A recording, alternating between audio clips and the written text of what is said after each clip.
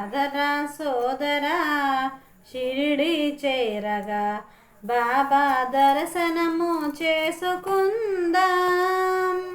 పదరా సోదరా షిరిడి చేరగా బాబా దర్శనము చేసుకుందాం.